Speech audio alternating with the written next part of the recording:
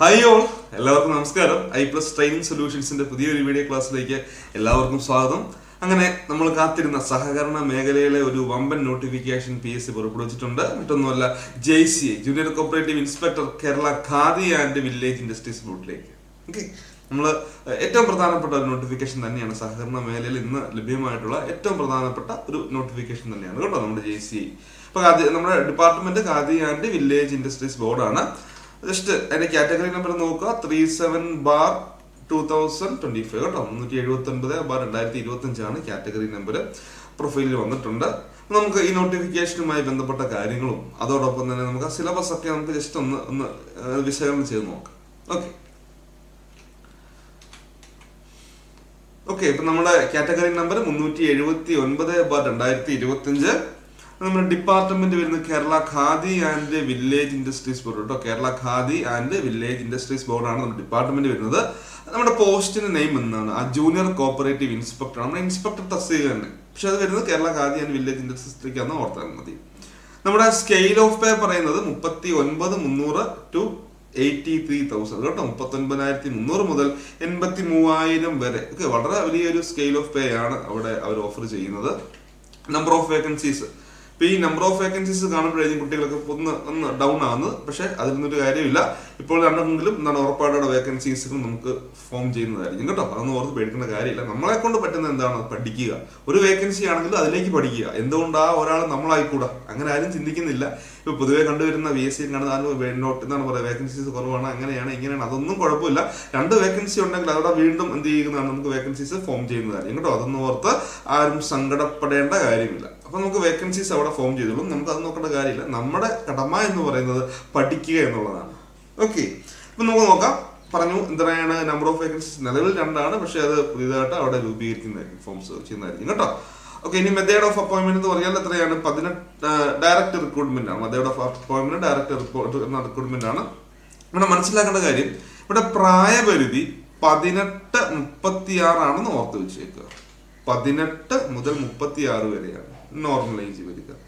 ഇനി അതായത് വിഭാഗം SC/ST OBC-ക്കാർക്ക് അവരുടേതായിട്ടുള്ള നിലവിൽ അവർ PSC അവർക്ക് അനുവദിക്കുന്ന ഒരു ഏജ് റിലാക്സേഷൻ അവർക്ക് ലഭ്യമാകുന്നതാണ് കേട്ടോ. അത് മനസ്സിലാക്കിക്കുക. പൊതുവെ 18-36 ആണ്. അപ്പൊ PSC അനുവദിക്കുന്ന SC/ST OBC വിഭാഗക്കാർക്കൊക്കെ അവരുടെ ആ ഒരു ഏജ് റിലാക്സേഷൻ, സാധാരണ എത്രയാണോ ഏജ് റിലാക്സേഷൻ വരിക, അത് ലഭ്യമാകുന്നതാണ് എന്ന് ഓർത്ത് വെച്ചേക്കുക. 18-36 റിക്രൂട്ട്മെന്റ്. 39,300 മുതൽ 83,000 വരെയാണ് അവിടുത്തെ സ്കെയിൽ ഓഫ് പേ വരിക.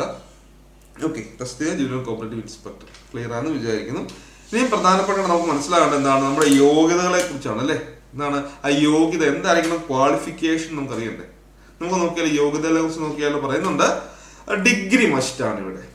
ഡിഗ്രി നോക്കിയാൽ pass in BCom with corporation. അപ്പൊ BCom കോർപ്പറേഷൻകാർക്ക് എഴുതാം അല്ലെ. BCom കോർപ്പറേഷൻകാർക്ക് എന്ത് ചെയ്യാം, എക്സാം എഴുതാൻ പറ്റും. BCom കോർപ്പറേഷൻകാർക്ക് പറ്റും. അതോടൊപ്പം തന്നെ പറയാണ് എനിക്ക് degree of a recognised university with pass in HDC or degree of a recognised university with JDC. അപ്പൊ BCom കോർപ്പറേഷനോ അല്ലെങ്കിൽ എനി ഡിഗ്രി, ഒന്നെങ്കിൽ നമ്മുടെ യോഗ്യത വരുന്നത് BCom കോർപ്പറേഷൻ അല്ലെങ്കിൽ any degree plus JDC or HDC. Clear ആകുന്നുണ്ടോ? മനസ്സിലാക്കുക. BCom കോർപ്പറേഷൻ ഉണ്ടെങ്കിൽ നമുക്ക് എഴുതാം. അല്ലെങ്കിൽ ഇപ്പൊ എനി ഡിഗ്രി, ഏത് ഡിഗ്രി ആയിക്കോട്ടെ, പക്ഷെ JDCയും HDCയും ഉണ്ടായിരിക്കും. ഇനി JDC ഓർ HDC രണ്ടും കൂടി ഒരുമിച്ച് വേണ്ട. ഒന്നെങ്കിൽ ഡിഗ്രി പ്ലസ് JDC അല്ലെങ്കിൽ ഡിഗ്രി പ്ലസ് HDC, BCom അല്ലെങ്കിൽ BCom കോർപ്പറേഷൻ. ഒന്ന് ഓർത്ത് വെച്ചേക്ക് കേട്ടോ. അത് നല്ലത് മനസ്സിലാക്കി വെക്കുക. +2-കാർക്കൊന്നും പറ്റില്ല. CSE ആണ് +2-കാർക്ക് JDC കൊണ്ടേ പറ്റും. പക്ഷെ ഇവിടെ നമ്മുടെ PSC-യിലേക്ക് വരുമ്പോഴത്തേക്കും മസ്റ്റാണ്, ഡിഗ്രി മസ്റ്റാണ്. ഒന്നെങ്കിൽ BCom കോർപ്പറേഷൻ അല്ലെങ്കിൽ എനി ഡിഗ്രി, ഏത് ഡിഗ്രി ആവാം, പക്ഷെ JDC അല്ലെങ്കിൽ HDC കേട്ടോ. ഇതായിരിക്കും ഇവിടുത്തെ യോഗ്യതയായിട്ട് നമുക്ക് വരുന്നത്. ക്ലിയർ അല്ലേ? അപ്പം ഇവിടെ പറയുന്നുണ്ട് നമുക്ക് എന്താണ്, 1 ടൈം രജിസ്ട്രേഷൻ ചെയ്ത് പ്രൊഫൈലിൽ കൂടെ മാത്രമേ നമുക്ക് അപ്ലൈ ചെയ്യാൻ പറ്റുകയുള്ളൂ. 1 ടൈം രജിസ്ട്രേഷൻ ചെയ്ത് PSC-യിൽ 1 ടൈം രജിസ്ട്രേഷൻ ചെയ്യാത്തവർ അത് ചെയ്യുക. അവിടെ ആ പ്രൊഫൈൽ ക്രിയേറ്റ് ചെയ്ത് അതിൽ കൂടെ മാത്രമേ നമുക്ക് എന്ത് ചെയ്യാൻ പറ്റുകയുള്ളൂ, നമുക്ക് അപ്ലൈ ചെയ്യാൻ പറ്റുകയുള്ളൂ. പ്രധാനപ്പെട്ട മറ്റൊരു കാര്യം നിങ്ങൾ മനസ്സിലാക്കേണ്ടത് ലാസ്റ്റ് ഡേറ്റ് ആണ്. ലാസ്റ്റ് ഡേറ്റ് വരുന്നത് 19/11/2025 ആണ്. അതുവരെ ഒന്നും പോകണ്ട. എത്രയും പെട്ടെന്ന് തന്നെ നിങ്ങൾ എന്ത് ചെയ്യുക, അപ്ലൈ ചെയ്യുക. ലാസ്റ്റ് ഡേറ്റിലേക്കൊന്നും വെച്ച് നീട്ടേണ്ട കാര്യമില്ല. ഇപ്പോൾ തന്നെ അപ്ലൈ ചെയ്തിട്ട് വലിയ ബുദ്ധിമുട്ടൊന്നും ഇല്ലല്ലോ അല്ലെ. 1 ടൈം രജിസ്ട്രേഷൻ ചെയ്തിട്ടാത്തത് അത് ചെയ്യുക. അത് ചെയ്ത് പ്രൊഫൈൽ ക്രിയേറ്റ് ചെയ്യുക, ഓൺ ദി സ്പോട്ടിൽ അപ്ലൈ ചെയ്യുക.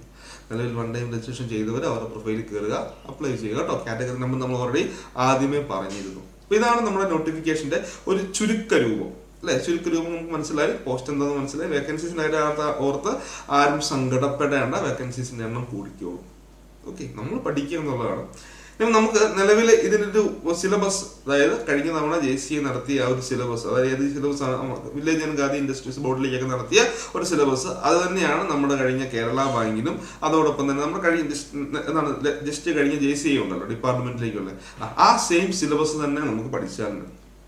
ഓക്കെ, ആ ഒരു സെയിം സിലബസ് തന്നെ നമുക്ക് പഠിച്ചാൽ മതി.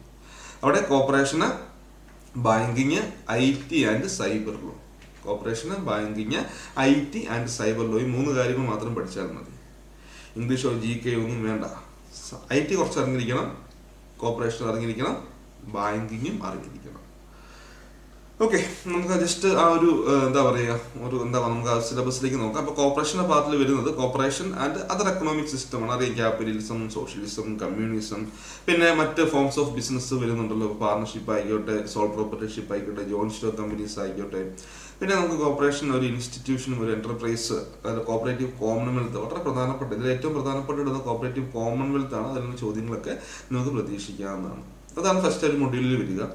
സെക്കൻഡ് മൊഡ്യൂളിൽ വരുന്ന evolution and development of cooperative principle, സഹകരണ തത്വങ്ങളുടെ എവല്യൂഷനും അതോടൊപ്പം തന്നെ എന്താണ് അതിന്റെ ഡെവലപ്മെന്റുമാണ്. ഏകദേശം ഒരു 4 സ്റ്റേജസിലാണ് അത് വരിക കേട്ടോ. 4 സ്റ്റേജസിൽ കൂടെയാണ് അത് കടന്നു പോകുന്നത്. നമ്മുടെ റെപ്സ് വരുന്നു, റോക്കഡബിൾ പൈനേഴ്സ്, അതോടൊപ്പം തന്നെ റീഫോമിലുള്ള പ്രിൻസിപ്പിൾ ബൈ ICA 1937, കാർവേ 1966, പിന്നെ 1995. പിന്നെ കോപ്പറേറ്റീവ് വാല്യൂസും കോപ്പറേറ്റീവ് പ്രിൻസിപ്പിളും തമ്മിലുള്ള ആ ഒരു വ്യത്യാസങ്ങൾ എന്തൊക്കെയാണ്, അതൊക്കെയാണ് അവിടെ വരിക. പിന്നെ type of cooperatives in India and Kerala. Okay, അതായത് short time and medium time cooperative credit structure, primary, PACS, urban cooperative bank, സംസ്ഥാന സഹകരണ bank, long time credit structure അല്ലെ, ദീർഘകാലാടിസ്ഥാനത്തിൽ ലോൺ കൊടുക്കുന്ന പി കാർഡ്, ആയസ് കാർഡ്, കാർഡ് ബാങ്കുകൾ, അങ്ങനെ വരുന്ന കുറച്ച് കാര്യങ്ങളൊക്കെയാണ് അവിടെ വരിക. പിന്നെ management and working of major cooperative organisation and institutions. Okay, എഴുത്തു കോപ്പറേറ്റീവ്സ്, നാഫഡ്, ഇഫ്കോ, ക്രിപ്കോ പഠിച്ചിട്ടുള്ളതാണ്, എല്ലാവരും പഠിച്ചിട്ടുള്ള NAFED, IFFCO, KRIBHCO, NABARD, NTDB, NCDC തുടങ്ങിയ ആ ഒരു ഏരിയയിൽ വരുന്ന കുറച്ച് കാര്യങ്ങൾ കൂടെ നമ്മളൊന്ന് മനസ്സിലാക്കിയാൽ മതി. വലിയ ബുദ്ധിമുട്ടായിട്ടൊന്നും ചോദിക്കില്ല.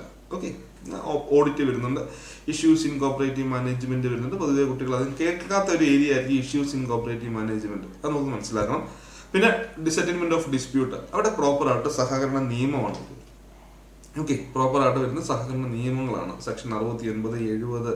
പിന്നെ ട്രിബ്യൂണൽ ഒഫൻസ്, പെനാൽറ്റീസ് ഒക്കെ വരുന്നുണ്ട്, അതൊന്ന് പഠിക്കുക. 8ാമതായിട്ട് വരുന്നത് സോഴ്സ് ഓഫ് ഫണ്ടാണ്. അവിടെ കുറച്ച് സഹകരണ നിയമം സ്റ്റേറ്റ് എയ്ഡ് വരുന്നുണ്ട്. പിന്നെ ഗ്രാൻഡ്, സബ്സിഡീസ് എന്താണ്, അതുപോലെ ഓൺഡ് ഫണ്ട് എന്താണ്, ബോറോഡ് ഫണ്ട് എന്താണ്, ബേസിക് ആയിട്ടുള്ള കാര്യങ്ങളാണ് അവിടെയും നമുക്ക് പഠിക്കാനുള്ളത്. പിന്നെ cooperative legislation in India and in Kerala നിയമമാണ് 1904 ആക്ട്, 12 ആക്ട്, NDC, ആന്ധ്രാപ്രദേശിന്റെ ആക്ടുകൾ, അതുപോലെ മോഡൽ കോപ്പറേറ്റീവ് സൊസൈറ്റീസ് ആക്ട്, അങ്ങനെ കുറെ ബില്ല് ആക്ട്, കുറെ കാര്യങ്ങളൊക്കെയാണ് വരുന്നുള്ളൂ. അതും വലിയ ബുദ്ധിമുട്ടില്ല പഠിച്ചുകൊണ്ടിരുന്ന ആൾക്കാർക്കൊന്നും. നമുക്ക് ഇതിൽ ഏതെങ്കിലും ഒരു ക്വാളിഫിക്കേഷൻ ഉണ്ടല്ലോ, HDC-നും JDC-നും BCom കോർപ്പറേഷനൊക്കെ ഇത് പഠിപ്പിക്കുന്നതാണ് കേട്ടോ. പിന്നെ ബാങ്കിങ് ആണ്. ബാങ്കിങ് അത്യാവശ്യം കാര്യങ്ങൾ പഠിക്കാനുണ്ട്, കുറെ അധികം കാര്യങ്ങൾ ബാങ്കിങ് പഠിക്കാനുണ്ട്. എനിക്ക് കൊമേഴ്ഷ്യൽ ബാങ്കിങ്, അതോടൊപ്പം തന്നെ എന്താണ് സെൻട്രൽ ബാങ്കിങ്, ഇന്ത്യൻ കമേഴ്ഷ്യൽ ബാങ്കിങ്ങിൽ pre liberalisation period. Okay, practice of banking, negotiable ഇൻസ്ട്രുമെന്റുമായി ബന്ധപ്പെട്ട നിയമങ്ങൾ NI ആക്ടുകളാണ്. പിന്നെ technological advances in banking, recent trends in banking. പിന്നെ പാർട്ട് 3 വരുന്ന എന്താണ് IT, information technology and cyber law. ഇത്തരം കാര്യങ്ങൾ നമുക്ക് സിലബസിനെ കുറിച്ചൊക്കെ ഡീറ്റെയിൽഡ് വീഡിയോസ് ഒക്കെ ചെയ്യാം. ഓരോ സിലബസിനെ എടുത്ത് ഓരോ മൊഡ്യൂളിനെ എടുത്ത് കീറി മുറിച്ച് തന്നെ നമുക്ക് പഠിക്കണം അല്ലെ, ചിട്ടയോടെ പഠിക്കണം, പ്രോപ്പറായിട്ട് പഠിക്കണം. കാരണം ഈ സിലബസ് പ്രകാരം തന്നെയാണ് കഴിഞ്ഞ പരീക്ഷകൾക്കൊക്കെ വന്നത്. അപ്പം നമുക്ക് ആ ഒരു ലെവലിൽ തന്നെ നമ്മുടെ പഠനം മുൻപോട്ട് കൊണ്ടുപോകണം. അപ്പം ഇവിടെ നമ്മൾ അതിൻ്റെ ക്ലാസ്സസും കാര്യങ്ങളൊക്കെ ഓഫർ ചെയ്യുന്നുണ്ട്. ഓക്കെ, അതിൻ്റെ കൂടുതൽ കാര്യങ്ങൾ അറിയാൻ വേണ്ടി നമ്മൾ കോൺടാക്ട് ചെയ്യുക. നമ്മുടെ താഴെ നിന്നുള്ള നമ്പറിലോ ഗൂഗിൾ ഫോംസിലോ കൂടെയൊക്കെ നിങ്ങൾക്ക് നമ്മളെ കോൺടാക്ട് ചെയ്യാവുന്നതാണ്. നമ്മൾ പ്രോപ്പറായിട്ട് സിലബസ് വളരെ വിശദമായിട്ട് പഠിക്കുക, സിലബസ് ഓറിയൻറ്റഡ് ആയിട്ട് തന്നെ പഠിക്കുക.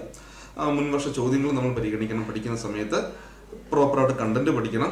ഓക്കെ, അപ്പം ആ രീതിയിൽ പഠിക്കുകയാണെങ്കിൽ വളരെ സിമ്പിൾ ആയിട്ട് നമുക്ക് അച്ചീവ് ചെയ്യാൻ പറ്റുന്ന വളരെ നല്ല ഒരു പോസ്റ്റ് തന്നെയാണ് ജൂനിയർ കോപ്പറേറ്റീവ് ഇൻസ്പെക്ടർ കേട്ടോ. ഒത്തിരി പേരുടെ സ്വപ്ന ജോലി തന്നെയാണ്. ഒരു എന്താ പറയുക, നമുക്കൊരു ബഹുമാനം കിട്ടുന്ന ഒരു ജോലിയാണ്, ഒരു പവർഫുൾ ജോലി തന്നെയാണ്, അതിലൊരു സംശയം വേണ്ട. അതൊക്കെ എന്തൊക്കെ പറഞ്ഞാലും ഇൻസ്പെക്ടർ എന്ന് പറഞ്ഞാൽ അത് പവർഫുൾ ജോലി തന്നെയാണ്. ഓക്കെ, അപ്പം നമുക്ക് എന്ത് ചെയ്യാം, നല്ല രീതിയിൽ പഠിക്കുക, പ്രോപ്പറായിട്ട് ചിട്ടയോടെ ഒരു സ്റ്റഡി പ്ലാൻ മുൻനിർത്തി പഠിക്കുകയാണെങ്കിൽ വളരെ സിമ്പിളായിട്ട് നമുക്ക് എത്തിപ്പെടാൻ പറ്റുന്ന ഒരു ജോലിയാണ് ജൂനിയർ കോപ്പറേറ്റീവ് ഇൻസ്പെക്ടർ. ഓക്കെ, അപ്പോൾ എല്ലാവർക്കും ഓൾ ദി ബെസ്റ്റ്. എല്ലാവരും നല്ല രീതിയിൽ തന്നെ പഠിക്കുക. Okay, thank you.